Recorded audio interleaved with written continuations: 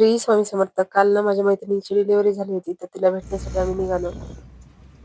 आमची खूप दिवस झालं भेट झाली नव्हती. आज तिला भेटून ना मला खूप छान वाटलं आणि तिला पण छान वाटलं. लहानपणापासून एकाच क्लासमध्ये होतो. नंतर ना तिचा 9वी मध्ये नंबर लागला, तर आमची ताटातूट झाली. तेव्हापासून आमची आज भेट झाली आणि मैत्रिणीने सांगितलं पण नाही परेशान होताना म्हणून. तर मैत्रीण कशाला असती, सुखादुःखातच कामी येत असते ना. अशा वेळेला काम करायचं नाही तर मग कधी करायचं? मग तिला भेटून आलो.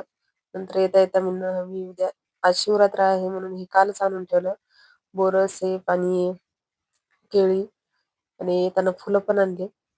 या कामामध्ये ना माझा थोडासा आराम झाला नाही. काल माझे खूप हात-पाय हे दुखत होते. यांना नको म्हटलं तरी यांनी ना दवाखान्यात आणलं. दवाखान्यातून आल्या पटकन राहता असं म्हणत होते, म्हणून मला जावंच लागलं. आज आहे शिवरात्र. सकाळी मी रताळे उकडायला टाकत होते. पहिल्यांदा तूप टाकून घेतलं 1 चमचा आणि नंतर रताळे टाकली आणि झाकून ठेवून दिले. उकडल्यापेक्षा ना असे भाजलेले छान लागतात. नंतर पूजा करून घेतली. आज ना मी पहिले फराळ केला कारण की मला गोळ्या घ्यायच्या होत्या. नंतर पूजा केली. म्हणलं पूजेला थोडासा वेळ लागणार आहे. पूजा करून घेतली. आज ना रुद्राते म्हणजे शिवलीलामृतचा 11वा अध्याय वाचून घेतला. तसं तर पूर्ण करायला पाहिजे, पण नाही जमलं तर 11वा अध्याय छोटूसा आहे, अर्धा घंटा तरी लागतच. अध्याय झाला आणि आरती केली. देवाला नैवेद्य दाखवला. असा होता आजचा दिवस. भेटूया पुढच्या ब्लॉगमध्ये. तोपर्यंत